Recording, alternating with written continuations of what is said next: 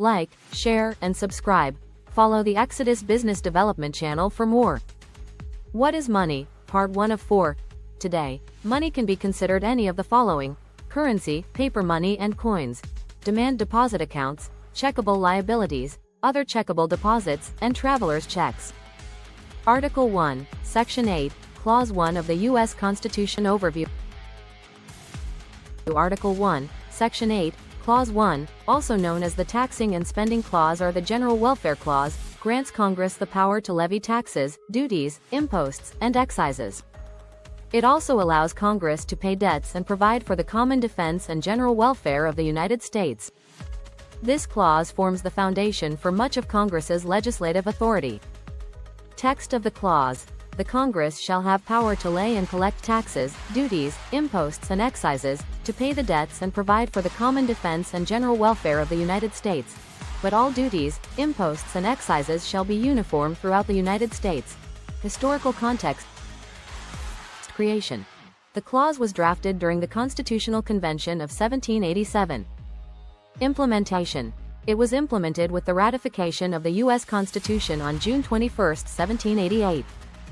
Key points. Power to tax. The clause gives Congress the authority to collect taxes and other forms of revenue to fund government operations.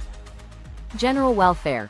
This part of the clause has been interpreted to allow Congress to pass laws that benefit the country as a whole, though its interpretation has been the subject of much debate. Uniformity requirement. Duties, imposts, and excises must be the same across all states, ensuring no preferential treatment or discrimination among states. Significant interpretations. Hamiltonian versus Madisonian views. Alexander Hamilton argued for a broad interpretation, suggesting that Congress could tax and spend for any purpose it deemed beneficial to the general welfare.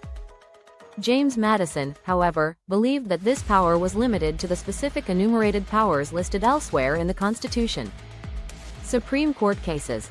Various Supreme Court cases, such as United States v. Butler, 1936, and South Dakota v. Dole, 1987, have expanded and clarified the interpretation of the clause, often siding with a broader understanding of congressional power.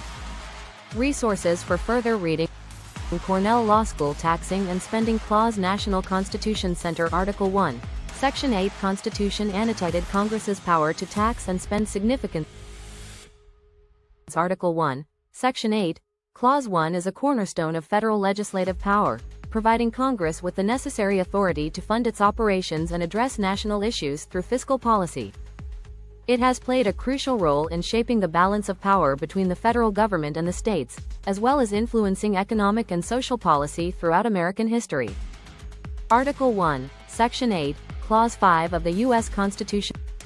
Overview. Article 1, Section 8, Clause 5 of the U.S. Constitution, often referred to as the Coinage Clause, grants Congress the power to coin money and regulate its value, as well as the value of foreign coin, and to fix the standard of weights and measures. Text of the clause: the Congress shall have power to coin money, regulate the value thereof and of foreign coin, and fix the standard of weights and measures. Historical context. Creation. This clause was drafted during the Constitutional Convention of 1787. Implementation. It was implemented with the ratification of the U.S. Constitution on June 21, 1788. Key points.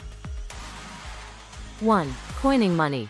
This power allows Congress to produce currency and control its circulation, providing a unified monetary system for the nation. 2. Regulating value. Congress can establish the value of U.S. money and foreign coins, ensuring a stable and consistent currency. 3. Standard of weights and measures. This allows Congress to establish uniform standards for weights and measures, facilitating trade and commerce. Significant. Economic stability. By centralizing the power to coin money and regulate its value, the federal government can maintain economic stability and uniformity across states. Prevention of counterfeiting. Centralized control helps to prevent counterfeiting and ensures the reliability of the currency.